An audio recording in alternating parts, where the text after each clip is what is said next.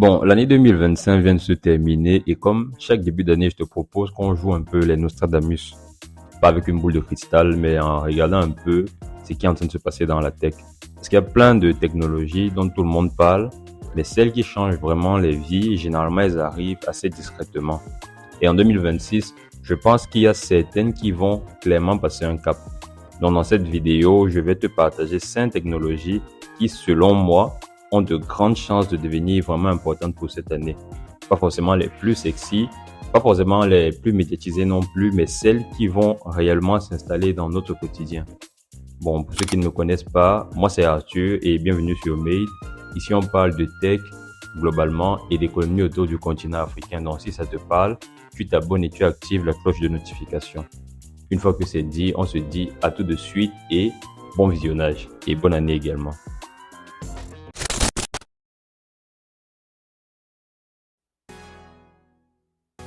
« 2025 a été globalement l'année de l'IA. Tout le monde l'utilise, on l'a normalisé, on l'a même banalisé.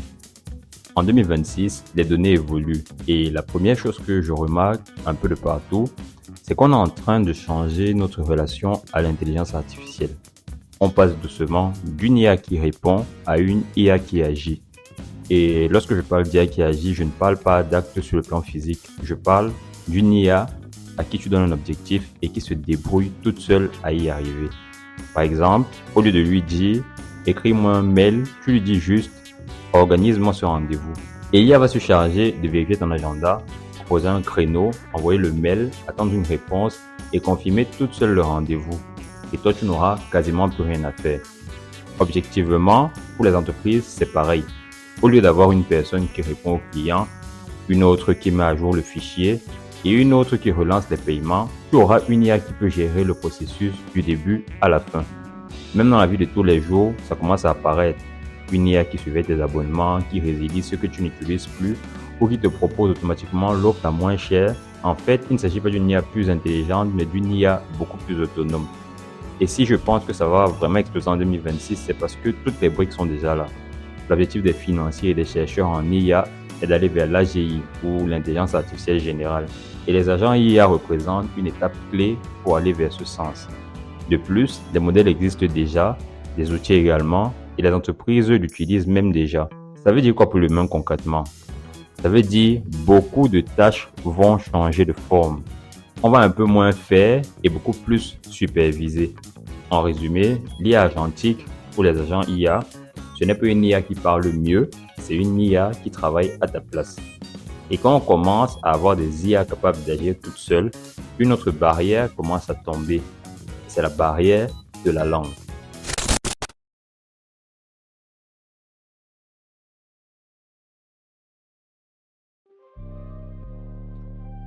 Depuis longtemps, parler plusieurs langues a toujours été un avantage énorme. Et en 2026, ça risque de devenir une option logicielle. Imagine discuter avec quelqu'un, chacun dans sa langue, sans sous-titres, sans pause, ni même un effort. Tu parles en français, la personne en face parle en anglais ou en mandarin et la conversation coule naturellement. Il te suffit juste d'activer la traduction automatique dans le cadre d'un chat vidéo et les mots sont traduits de façon automatique à ton interlocuteur. Mieux encore, le rendez-vous se passe en présentiel et grâce à tes écouteurs ou tes lunettes connectées, tu arrives à obtenir la traduction instantanée dans ta langue de la conversation. Pour le travail, c'est énorme. Ça veut dire que ton accent, ton niveau d'anglais ou ta langue maternelle ne sont absolument plus une barrière. Et pour les régions comme l'Afrique, c'est un changement majeur. Travailler avec des clients à l'autre bout du monde, vendre des services, collaborer sans aucune barrière linguistique. Il y a déjà des entreprises qui travaillent très sérieusement là-dessus. Des acteurs majeurs comme DeepL, Google, OpenAI ou même encore Apple, mais aussi des startups beaucoup plus discrètes qui intègrent la traduction directement dans des appels, des chats ou des outils de travail. Et qu'est-ce qui change vraiment? Ce n'est pas de la traduction mot à mot, c'est la traduction du sens, du ton et même du contexte. En 2026, la technologie est assez mature pour être fluide, rapide et surtout invisible. Et quand une technologie devient invisible, c'est souvent là qu'elle s'impose. Objectivement, les langues ne vont pas disparaître, mais elles vont arrêter d'être un frein. Et justement, pour que ce genre de choses devienne vraiment naturel, il faut aussi changer la façon dont on interagit avec la technologie. Et c'est là qu'on arrive à notre tech numéro 3, les lunettes connectées.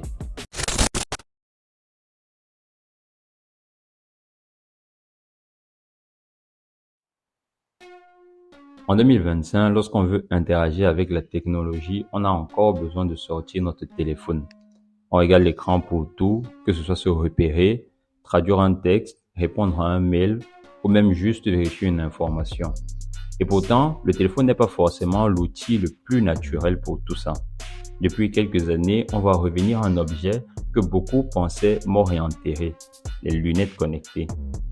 Il ne s'agit plus des grosses lunettes d'il y a 10 ans qui ressemblaient un peu plus à un gadget pour les geeks, mais de lunettes beaucoup plus discrètes, beaucoup plus légères et quasiment normales.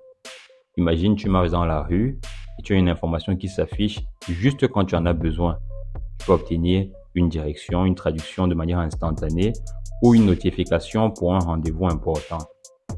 Tu peux les utiliser en réunion, en déplacement, sur un chantier, dans un entrepôt ou même en conférence. Tu n'as plus besoin de sortir ton téléphone toutes les 2 minutes. Et c'est là que ça devient vraiment intéressant. Les lunettes connectées ne font rien toutes seules.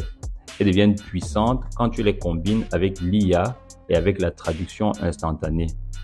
Tu regardes quelqu'un parler et tu vois la traduction s'afficher en direct.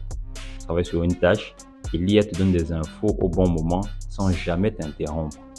Les acteurs majeurs y travaillent déjà. C'est le cas de Meta, d'Apple ou même encore de Xiaomi. Et surtout, il y a beaucoup de startups qui développent des usages professionnels, pas juste pour le côté grand public, mais pour le côté un peu plus poussé de la technologie. Alors, pourquoi est-ce que je pense que 2026, c'est une année importante pour cette technologie-là? C'est parce que la technologie est enfin arrivée à un stade de maturité, que ce soit la miniaturisation des composants, la miniaturisation des batteries, les IA embarquées, absolument tout converge. Le smartphone ne va objectivement pas disparaître, mais il va arrêter d'être le centre de tout. Les lunettes connectées, ce n'est pas une sorte de nouvel écran. Il s'agit d'une interface beaucoup plus discrète entre toi, le monde et un système d'exploitation. Et quand la technologie devient plus discrète, elle peut aussi devenir beaucoup plus physique. Et là, on arrive sur un sujet un peu plus sensible que les précédents, les robots.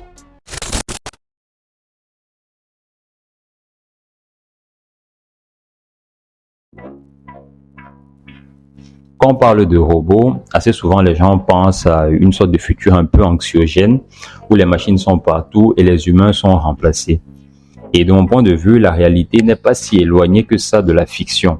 Parce que ce qui est en train de se passer, c'est une révolution silencieuse. L'année 2025 a certes été l'année de l'intelligence artificielle, mais elle a également été l'année de la robotique. La robotique, contrairement au software, c'est une technologie qui a toujours souffert d'un manquement fondamental, c'est la contrainte technique de la gestion des degrés de liberté. Pour le dire simplement, la mobilité des robots, surtout pour ceux qui marchent à 2 pattes, a toujours été un problème. Parce qu'il est question d'articuler une partie du corps du robot par rapport au reste et réussir à le faire avec une certaine agilité, une certaine vitesse pour que les robots puissent à terme substituer l'être humain dans les tâches qui se veulent répétitives ou pénibles sur le plan corporel. Objectivement, cette année 2025 semble être l'année où cette contrainte technique a été totalement vaincue. Des robots qui peinaient à peine à marcher en début d'année 2025 se retrouvent à courir et même à faire des marathons. Des robots se changent entre des batteries. Des robots arrivent quasiment à se substituer déjà aux êtres humains dans certaines tâches qui se veulent répétitives. Maintenant, je fais une analyse de marché objective. Le marché des robots est très important parce qu'il vient répondre à un besoin très occidental de remplacement de la main-d'œuvre dans les tâches les plus répétitives. La population mondiale est en train de décroître du côté chinois et du côté occidental et le remplacement se fait très difficilement. Jusqu'à présent, une sorte d'alternative à ce problème a été l'immigration, quelquefois pour des tâches besogneuses, pour des coûts relativement bas, mais avec des contraintes humaines qui peuvent s'avérer être importantes. La difficile intégration des peuples sur le plan culturel a posé quelques contraintes, surtout dans le cadre assez généralisé d'un souverainisme identitaire qui peut se voir menacé par l'arrivée de cultures qui ne sont pas en phase avec la culture du peuple de base. Les robots représentent une solution directe à ce problème.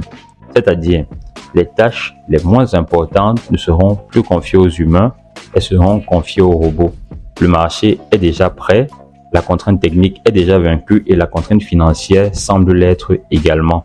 Au vu de toutes les évolutions qu'il y a eu au cours des derniers mois, notamment au niveau de la Chine, au niveau des États-Unis également, et de comment l'industrie financière semble être en phase avec le développement de cette technologie, tout porte à montrer que 2026 sera une année importante dans le cadre de l'émergence de la technologie robotique. En ce qui concerne les entreprises qui s'y trouvent, on a des constructeurs américains comme Tesla ou encore Boston Dynamics, mais on a surtout les constructeurs chinois comme UpTech ou encore Unitree Robotics. On a également des centaines de petites startups un peu plus discrètes mais qui travaillent très fortement sur le sujet. Maintenant, en ce qui concerne l'impact humain, je pense qu'on n'a pas vraiment besoin de revenir là-dessus. Il est très important parce que les robots ici sont en train de travailler à la substitution de l'être humain. Les grands discours estiment que c'est une très bonne chose parce qu'à terme, l'être humain ne sera plus obligé de faire des travaux de nature dégradante. De mon point de vue, ce n'est pas le cas parce que ça représente pour moi la destruction du dernier verrou qui permettait au capitalisme d'être régulé par son côté social. Bien évidemment, je suis là pour observer tout ça de très près et je vous tiendrai informé dès qu'il y aura une évolution dans le secteur. Le choc de l'IA ne sera pas seulement intellectuel, il sera très concret, il sera très physique. Justement, la façon de produire change et donc la circulation de l'argent change également. Et c'est là qu'on arrive à la toute dernière technologie, les monnaies numériques et la finance automatisée.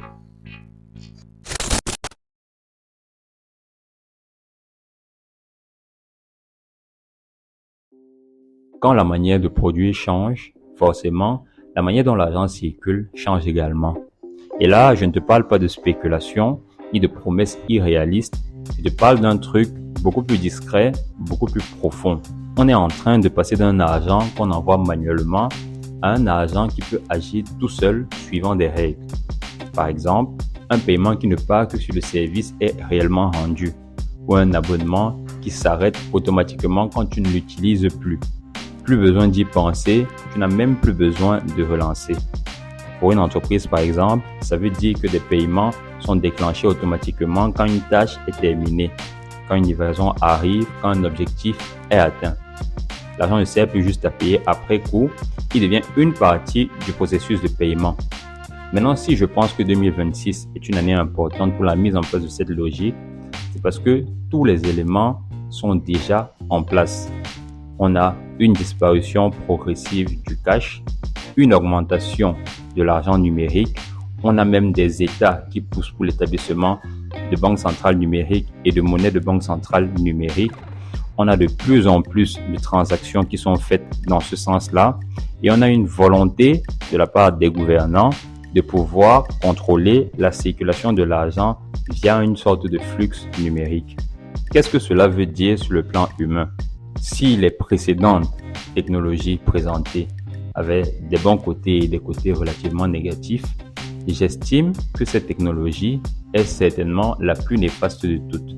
Parce que cette technologie travaille à la réduction du cash, qui représentait encore pour certains le dernier rempart, une sorte de liberté imprimée qui aujourd'hui peut disparaître pour peu qu'on ne respecte pas certaines règles. Je l'ai dit au tout début, il y a des règles. Et si ces règles sont remplies, vous obtenez votre argent. Tel que ces présentants pourraient dire, c'est totalement équitable. Jusqu'à ce qu'on se pose la question de savoir quelles sont les personnes qui mettent en place les règles en question. Si on y regarde bien, les 5 technologies racontent la même histoire.